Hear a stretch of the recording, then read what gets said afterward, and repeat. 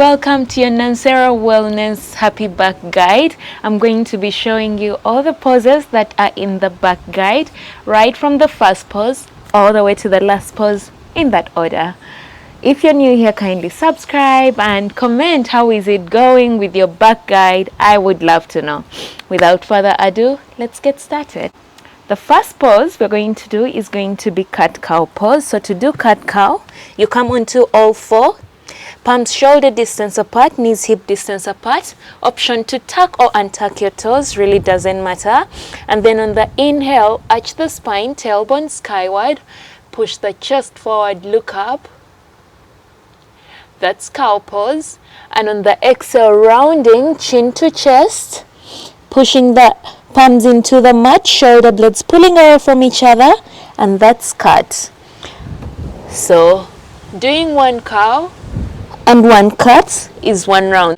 The second pose we're going to do is cobra pose. So we come to lying on our bellies and tuck the toes, bring your palms under your shoulders, use your hands to squeeze your ribcage, shoulders away from the ears, and then push into the mat and lift the chest up off the mat. Maybe belly button lifts as well.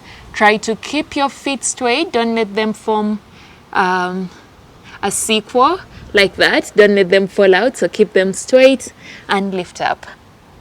And that's your Bhujangasana. Our third pose is Supta Pawana Muktasana or Upanasana. To do that, you're going to come on your back, bend your knees, bring them to your chest, and then on the inhale, lift up, bringing your foot, knees, hold it there. Lower. That's one round. The microphone has run off. That's one round. And then again, lift up. Well, lower. That's 2 rounds. Okay? Pose number 3 is tiger kicks. So to do that, we return back on all four, palms shoulder distance apart, knees hip distance apart. So we kick back, arching the spine, and then kick forward, release, second side, kick back and forward for 1 round.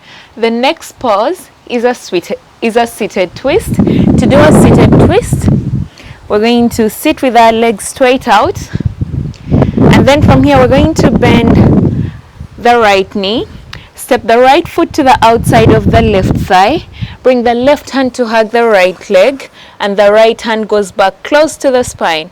On the inhale, we lengthen, and on the exhale, we twist. We breathe in and grow tall, we breathe out and twist, and then return to center. And always, what you do on the right leg, you do on the left leg. We bend the left knee and basically do the same thing. Next pose is going to be Dhanurasana bow pose. We come to lying on our bellies like that.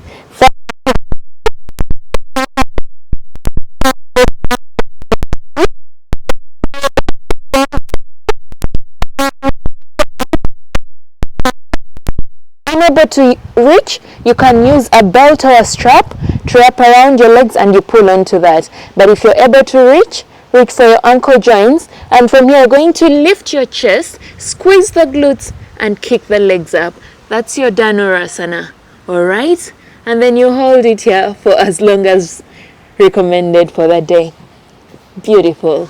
The next asana we're going to do is Shashankasana or pose of the moon and hare or child's pose. So we start sitting on our heels like that, and because this is about the back, we keep the thighs together, so that way when we lay the belly on the thighs and relax the forehead into the mat or maybe onto right between the vertebrae of the back of the spine, that gives it a very relaxing and calming effect because it stretches it out. All right, next up is neck rotations, which are meant to get rid of tension and stress from the neck area or the top of the spine, the cervical part of it. And what we do is by rotating first, maybe clockwise or anti-clockwise, doesn't matter what side you start with, but whatever you do on one direction, say 5 rounds on one direction, you do the equal number of rounds on the opposite direction to make 5 rounds. So going to one side means half a round, and then doing it on the opposite side completes the round. But you can go 5 rounds to one direction first and then 5 rounds to the opposite direction. That way you have 5 full rounds. I'm so sorry about the wind. Like we know. Our next pose is going to be thread the needle.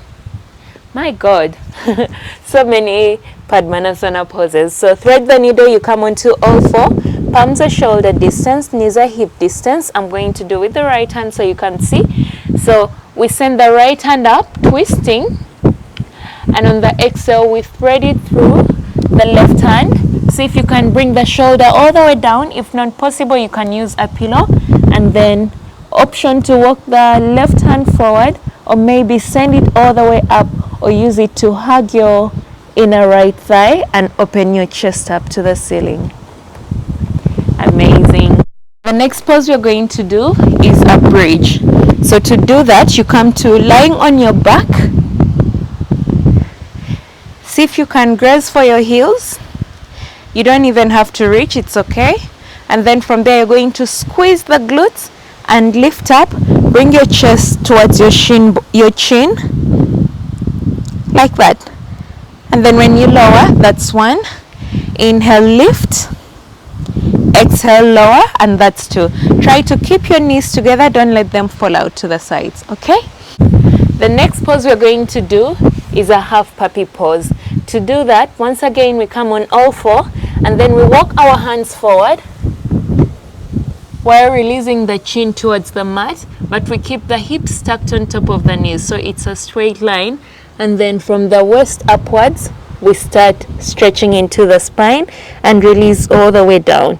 It might feel a bit too much for you, and that's okay. You can always use a pillow for your forehead or something to support you. It could be a block. And our last and final pose is going to be rabbit pose.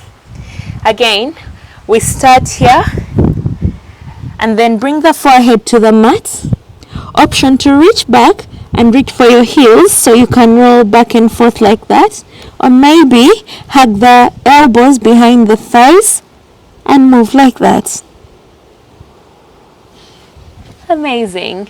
And that's it. I hope you enjoy the happy back guide.